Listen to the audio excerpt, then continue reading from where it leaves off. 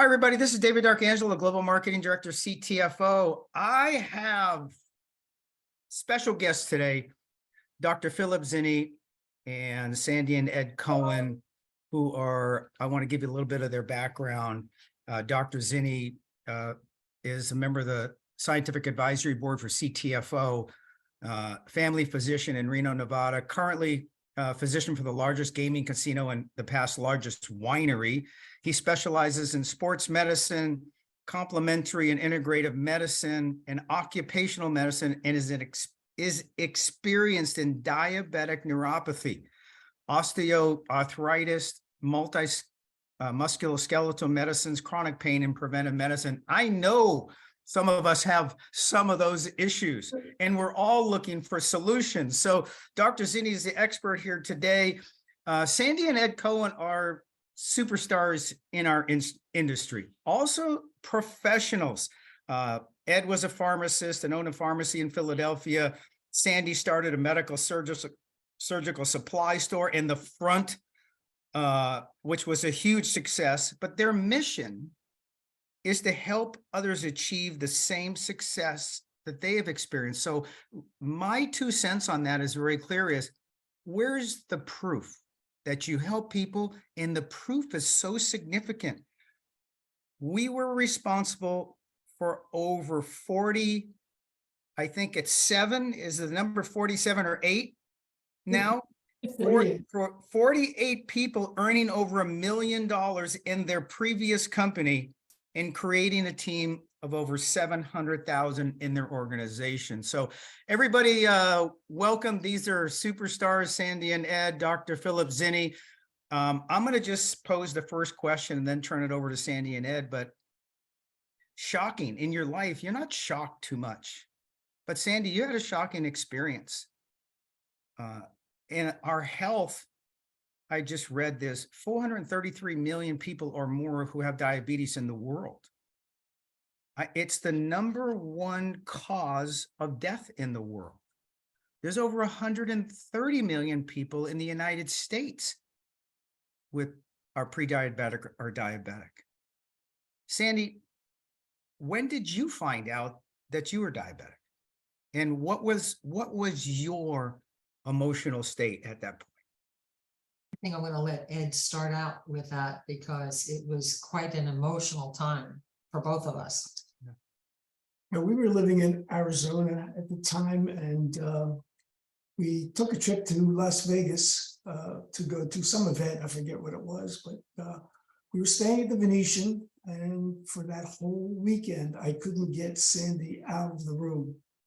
She was thirsty, she was dizzy, she had no energy, and it was all the symptoms of a diabetic.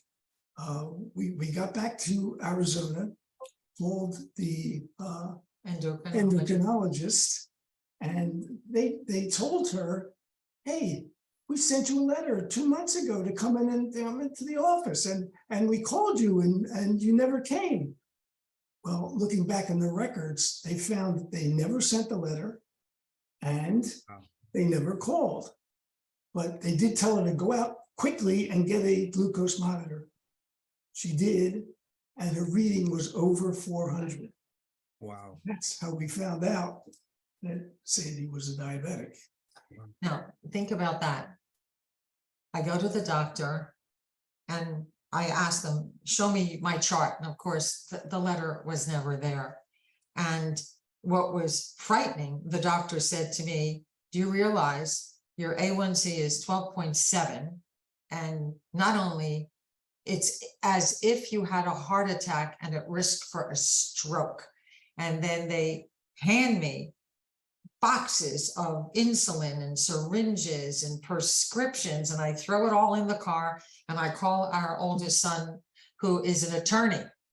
And I said to Scott, do I have a malpractice lawsuit here? I've been walking around like this for months. And he says, Mom, you're not dead and you're not on dialysis. You don't have a case. You just better get well.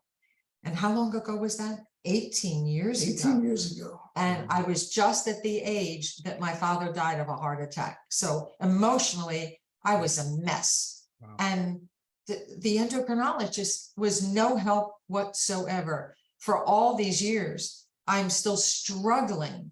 I have a cabinet filled with supplements that I buy from Instagram or online. Everybody's promising glucose control. Nothing has worked. And when we heard Dr. Zinni speak a few weeks ago, I was floored.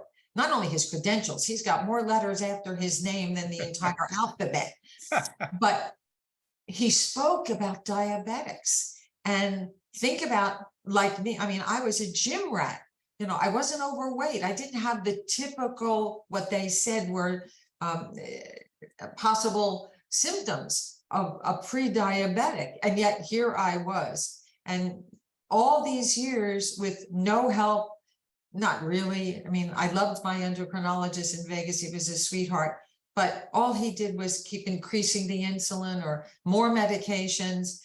And when I heard Dr. Zinni speak, I said, oh my God, this man has come from heaven to help all of us who, I mean, how many people know someone that might be pre-diabetic? How in the world do you know, Dr. Zinni? I mean, how did I know I was a pre-diabetic? I had no idea. My parents were not diabetics. I was a gym rat ever since Jack LaLanne days, if anybody's old enough to remember that.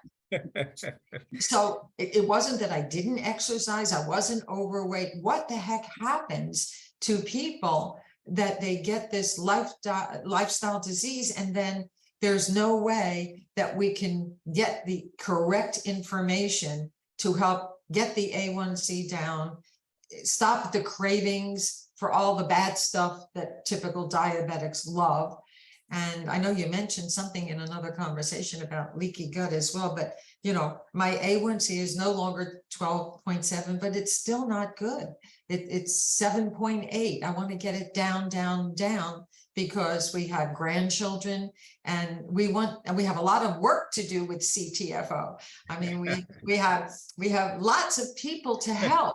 So we're looking to you, and I understand you have had such success with diabetics. And I'm so eager to learn, and hopefully we can give others some of the solutions that you know work. Maybe that's a good question for Dr. Zinni. How do you get diabetes? Yeah. Where does it come from? Yeah, so first of all, thank you both for the kind words. I'm humbled. Actually, you mentioned a phrase that maybe subconsciously you didn't realize that you mentioned. You said, how did I get this lifestyle disease? It is a lifestyle disease, especially type 2. So unfortunately, what mainstream medicine does is they treat a lifestyle disease with medicine. And forgive me, Ed, but I mean, you don't treat a lifestyle disease with medicine. You treat a lifestyle disease with lifestyle. So I've been privileged to mentor a diabetic group called Diabetic Nerds. And then just recently, about a year ago, I started with another group, a lovely young lady in your neck of the woods, who started a group called Reversing Diabetes. And what we found is it is lifestyle. So the root is getting to what you're eating, how you're eating, all that stuff. But specifically to your question, Ed, how do you get it? So the thought was at one time it was all the sugar. And then they said, okay, well, no, it's not the sugar, it's the carbohydrates. And then they said, no, it's refined carbohydrates. But in reality, it's a pro-inflammatory disease, and it's a disease somewhat of the immune system, somewhat like an autoimmune disease, because there's so many other facets that are involved, like the thyroid function, like hormone function. So those things have to be addressed. And Cindy, you mentioned the leaky gut. What we found with the Reversing Diabetes group is that when we look at gut function, that's where things kind of start, if you will. This is maybe an oversimplification, but if you think of the gut, it's really one big tube that starts at your mouth and goes to the other end. And the only way that the outside environment interacts is when things go through that wall, the intestinal membrane. So if that membrane is irritated by the things you eat or drink, then things can leak through, which means that things that are undigested get through. So those things are usually big inflammatory proteins or peptides or things that aren't supposed to get through, and they create inflammation. So I guess the short answer is usually it's lifestyle, and that lifestyle is a pro-inflammatory lifestyle. Does that kind of make sense? So the lifestyle, like what you eat, the stress in your life, all of those things that I'm listening. I don't have a history of diabetes. Nobody in my family does. But after looking at the statistics, listening to Sandy and Ed, now you, Dr. Zinni, just like why I should know.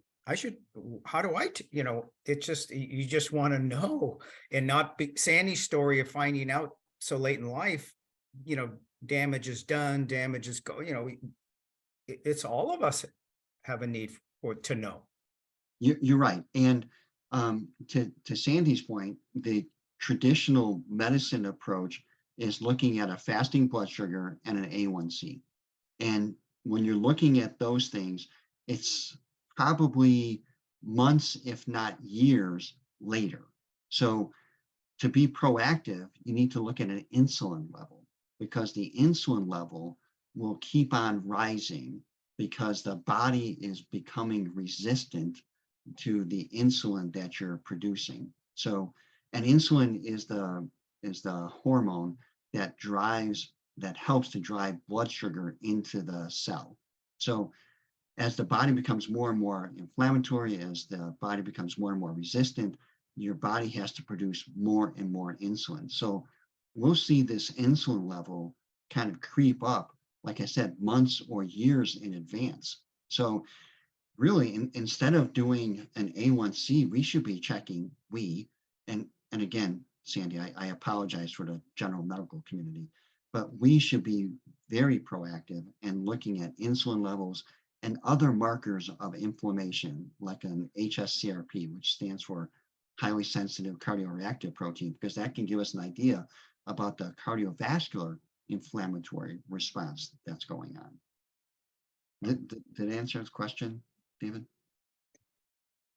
Is that the same as CRP, C-reactive protein? It's different, correct? Right. So the HS one is just, like it states, highly sensitive. So it's thought to be more indicative or more predictive or prognosticative. Kind of, it will tell you what status your inflammatory changes are within the vascular system. And if we have time, we'll talk about some of the personal things that have happened with my wife and I, or maybe that's a subject for another one. But anyway, it's something that needs to be monitored. Yeah. So myself, other people, how would we feel? What's the prototype of some of the early stages that we wouldn't even think about, and it'd be years later maybe that we'd find out? And that's the problem. It's somewhat like hypertension, high blood pressure is somewhat of a silent disease, in that you really don't know until you have the end stages, like Sandy had, where she was thirsty, maybe eating a lot, maybe going to the bathroom a lot. But those are end stages when you've got so much blood sugar that now it's spilling over and the kidneys are just trying to dump it. And when they dump it, that means you're going to the bathroom a lot more because you're dumping it and going to the bathroom so much more, and you're thirsty. So those are all end stages. So maybe some of the things you can kind of think about is taking maybe a reality check and saying, okay, what am I eating? What is my diet like? Or more typically, especially, I think the last statistic I read is something like 75% of the American population is either overweight or obese. And I remember when I first started looking at this back in the 80s, they would show a map of the United States, and the states in red were the ones that were predominantly obese. And there was a couple. And then every decade, you would start to see more and more states in red. And I think it was in the year 2000 or the decade of 2000 that they had to come up with another color, because now there was more obese, a greater number obese. So it is frightening to see this. So, but that's the typical person, is usually overweight, or the waist circumference, it gets big. So some of those things. So how do you two questions is, how does Sandy manage her diabetes better? And she said she wants to get her numbers down. Yeah. And then number two is how do, for people like Ed and I, is how do we prevent it? Can I just add something? You know, Sandy's been on metformin for years, clomipramide for years. She's on 2 types of insulin and Trulicity. Yeah, What can you do to get rid of some of those medications? Yeah, right. Yeah. And Ed, with your background, you know, all those medicines are trying to tell the body to either absorb the glucose, the blood sugar better, or tell the pancreas to produce more, or help the liver to be a little bit more functional. But none of that is really treating anything, right? It's just kind of either Right. putting a Band-Aid on something or trying to kickstart something, but it's not really treating. So the first and easiest thing is to go through, and this is what anyone can do, no matter what, and from day one, is just go through your diet, go through your cupboards, your pantry, and get rid of anything that's refined. Get refined sugar, refined carbohydrates, anything that's overly processed. That's really easy to do. The next thing is just read an ingredient label. And if you see anything like high fructose corn syrup or sugar or even cane syrup, I found some things lurking in my pantry just last night that had saccharin in it, God forbid. I don't know how that got there. Toss that out. So, you know, all those things, those are the really easy first steps to do. Wow. And anyone can do that. Yeah. Whether you have diabetes, pre-diabetes, or you want to prevent it. So it's the quote unquote clean diet, if you will. And there's a variety of things out there, whether it's Mediterranean, keto, whatever. And that's all for another subject. So the gal that I mentioned that is doing the Reversing Diabetes program, she has a 52-week program. So this isn't something that's going to happen overnight. This isn't a sprint. This is a marathon. So, and we can talk about that later on. So that's something that everyone can do. Right. What I've had with experience with these groups is that there are ways of helping the body to fight inflammation. These are through supplements, they're through foods, and there's also more proactive testing that can be done to look at gut health. Right. Dr. Zinni, maybe you could talk about the supplements and the CTFO, and you have some very specific recommendations, which I think everybody would find interesting. Sure. So again, this is lifestyle. However, everyone that I've met needs some type of jumpstart, needs some type of kickstart, if you will. So we have a fantastic product called Shape and Burn that will help to boost your metabolism. And it also has ingredients in there that's going to help out with glucose metabolism, sugar metabolism. So that's one product. And again, Some people like it just because it helps out with boosting their memory and mental clarity. So some people just continue on it for those benefits beyond the metabolic stuff. So that's one thing. And then you have to look at the foundation, if you will. Everyone needs some type of foundational supplement. And I think of it as insurance, really. So you buy what you can afford. Fortunately, our supplement, our foundation supplement, the Ultimate, and then the Super 7, those are foundational supplements that are affordable. And if you think about it another way is, what can you replace? And you can easily replace your whatever one a day thing that you're taking, which by the way, they've done studies on and found that it essentially passes through the system. So it's kind of like a pass through and your body doesn't absorb it. And that's the beautiful thing about the 10X Pure. It helps to make things more bioavailable. So what you're getting in the bottle and you're taking in your body, you're actually absorbing and getting. So that's the foundational things that I start off with. Dr. Zinni, I just want to footnote, when you say Ultimate, that's your short version. For the people out there, the Ultimate Vitamin and Mineral Supplement from CTFO. So for those of you who are new or aren't used to that, that is the name of the product. So I appreciate you. Yeah. So I am a product of the product. Everything that I tell you about, I take. So to me, it's just second nature. Yeah, right. Yeah. Yes. So that's the foundation. Then the other part of the foundation is that some people are just really busy. So as a result, they need a meal replacement. So we have the Extreme Shake, which is a meal replacement that also helps out with insulin resistance, fueling your body with a good protein, because the first meal of your day, when the reason why they call it breakfast is because you're breaking the fast. And that's a whole other topic that we can talk about, how intermittent fasting helps out with diabetes. So anyway, the first meal of the day when you're breaking that fast should be a relatively high protein type of meal. So what we do is we use the Extreme Shake, and then we put a little psyllium in it because fiber is just a good gut scrubber. A handful of nuts, and we rotate nuts.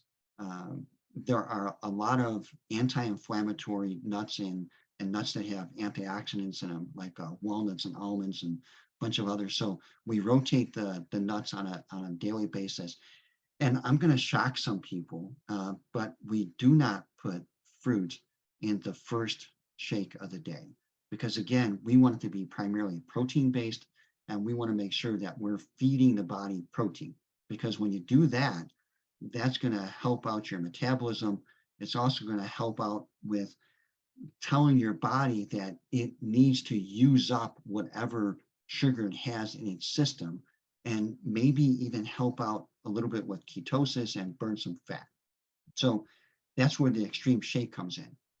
There are some people like myself, again, that I'll use it at lunchtime just because I'm busy. It's hard for me to get a meal in, but it's really easy for me to just do paperwork and keep on working and do a shake.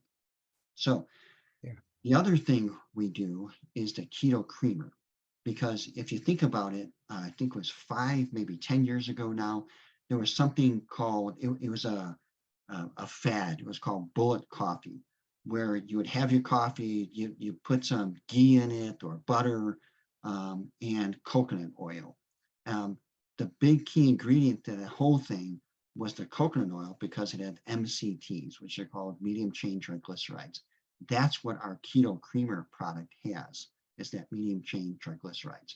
What they do is they boost the fat metabolism. So it helps to kind of promote that ketogenesis, that kind of fat burning. So that's in our first coffee of the day. And it just so happens we have a terrific coffee product. You can either get the coffee product that has CBDA in it, or just the plain one.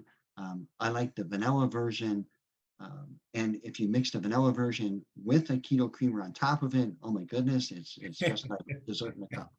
So that's, and again, like I said, I'm a product of the product, and I do all these things. And this is what we recommend to our diabetic group. And this is what's helped them lower their numbers, get off medicines, or dramatically reduce the medicines. Then for people that are having a problem with sleeping, because you often do, we have a sleep all night product. And then sometimes people will have ancillary inflammatory issues. So that's where the CBDA oil comes in. Dr. Zinni, thank you. I just, that's the best job on the highlight of the high points of CTFO product, the choice products you've selected for. Really, you're talking about waking up and fueling your body to operate at its peak mental and physical capabilities. Thank you so much for being on today. I know we're going to do a part 2 of this show. I want to send it back to Sandy and Ed, and have them give the parting words or the call to action out to people out there who are listening and going, what do I do now? So okay. Sandy and Ed, I turn it over to you. Well, thank you. And when Ed told me that it was 18 years ago that I was diagnosed, I argued with him. It's impossible. It couldn't be more than 12 years. And it seems the older we get, the faster time goes. And when you think about aging,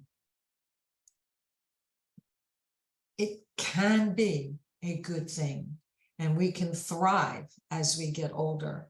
And when Ed had the 5 pharmacies, often I was in one of them, seeing patients or whatever, and was baffled by people who came in thriving. They just got off the golf course or took the grandkids to the zoo, and that afternoon I had to visit a patient who was on dialysis in a wheelchair waiting to die, same age. So if you've made a decision, wherever you are in the world, that your later years, I mean, if you think about it, it's 2023, and I don't care how old you are, how many more Christmases do you want to have? And what do you want the quality of your life to be? And I always ask people, how important is it for you to live longer, healthier?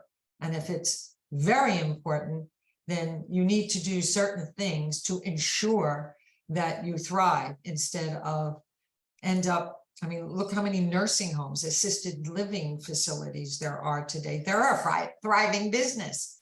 And you just think about if people would have been a little bit more proactive. And I remember many years ago, because we've been ageless advocates for decades, I'd say to people, do you take supplements? And the response, 20, 30 years ago, I eat a healthy diet. Why would I need to take supplements? Nobody says that today. They open their cupboard and they've got dozens of bottles. And I remember the New York Times did a study, and we're going back maybe 8, 10 years ago, where they took some of the most popular vitamins, including, what's the chain that I can never remember their name? Anyway. Well, what you're talking about it. They did a study, they sent, GNC? Yeah, GNC. That was one of them, plus other supplements that were very popular. Not one of them had the ingredients tested that were on the label.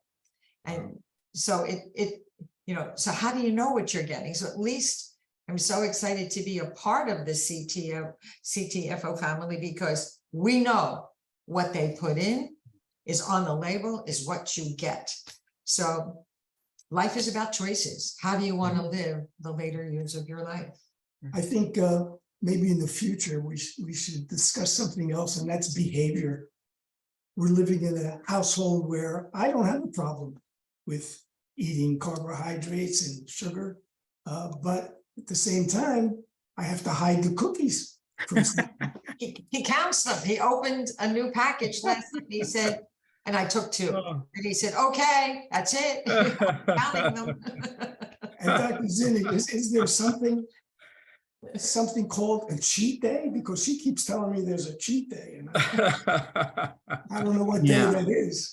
Yeah, no, good point. So what I usually recommend to people is the 80-20 rule. So in general, 80% of the time you're doing good, and 20% of the time maybe not so good.